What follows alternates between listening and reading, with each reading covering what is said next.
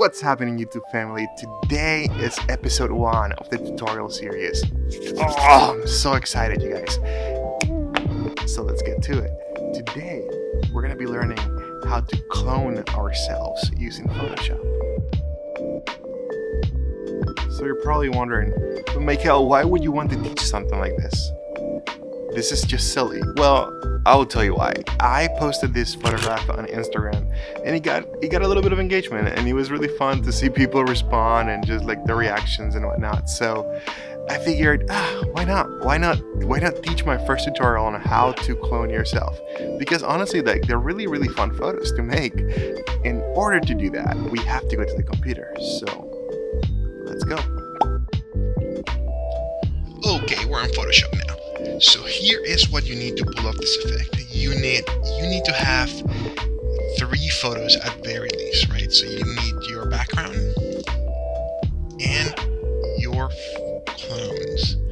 So this is my background and these are my clones. This is something that you need to keep in mind as you do this, is that every photo that you take, the background needs to match, okay? So the picture of the background alone is kind of backup. In case something goes wrong, you have the information from the background to Photoshop and stuff. So I'm gonna go ahead and pull these guys up. Now you can do this with as many clones as you'd like. I chose to do 2 because it's about as quick as I can do it for a tutorial. So the way that I chose to do this is I chose to have one of my clones close to the camera and the other one slightly back, slightly behind the clone that is in front of the camera. So if I bring this guy up and I take the opacity down a little bit, you can see that the clone on the right side of your screen, his right hand, his right arm is slightly behind the clone on the left's shoulder. So that being said, let's get to it. Let's get to work. So we're gonna bring the opacity back up here so we can see our top layer. So this is our guy. This is the guy that we want to start with because he's closer to the camera. Everything else will kind of fall behind. So the first thing that we're going to do is going to create a layer mask, and it's this button right here. Once you created the layer mask and you selected it, we're going to grab the quick selection tool and we're going to go over the edge of our front clone. So once you've selected this area, the area that we don't want to erase, you're going to right click, select inverse, and that is just telling you that everything that is outside of the area that you selected will be affected by the brush or what you do. Okay, so here's the next step. We're going to bring the opacity down a little bit so we can see where the clone that is behind is. So now that we have the opacity right about 80%, we're going to grab the brush, and you can do that by clicking the brush tool or clicking the key B. So the button B will bring the brush. So now that you have the brush, make sure that you selected the color black. The way that the colors work when you're working on a layer mask is that black will bring forward everything that is in the back layer. So layer 2 will be what we'll be bringing back with the color black. If you change the colors, you can do that by clicking this little arrow here or clicking the key X. X will switch colors. So now we're going to be working with black. Think of black as the brush and white as the eraser. So anything that we do with black can be erased by the white brush. And I'm going to bring this opacity up again just so I can show you. So I'm going to do a brush stroke with black, and I'm going to go over it again, but this time I'm going to switch the color. I'm going to change the color to white. So now that we're white, I'm going to go over it again, and as you can see, white just brings back the information from the top layer. So I'm just going to make it a little bit bigger so we can get rid of this faster.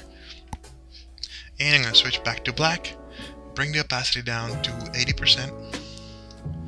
And now I'm going to start going with a brush and brushing back in our clone on the right side. So let's do it.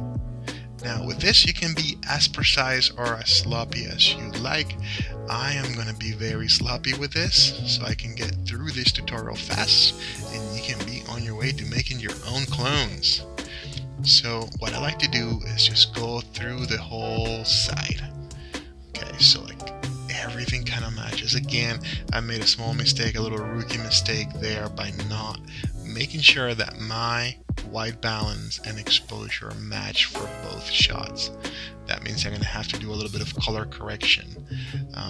But again, you can be as thorough or as sloppy as you like in this kind of work. So now we're going to bring the opacity back up, and you can hit Control D or Command D if you're on a Mac, and that will deselect the front layer, and here you are.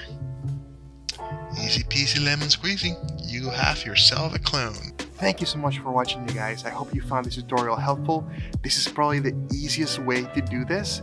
There's of course bigger, better ways to do it. There's a lot more variations to do with this. There's a lot more uses of masks that you can implement to this and make it your own. But this is essentially the basics of it. So from here, you can take it and go out and create incredible images. I'm excited to see, guys, what you create. Please, please, please do me a favor. I'd love to follow you guys.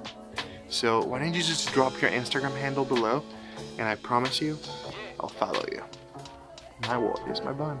With that being said, please guys, subscribe to my YouTube channel, ring that notification bell, and share this with someone that you think they might like it.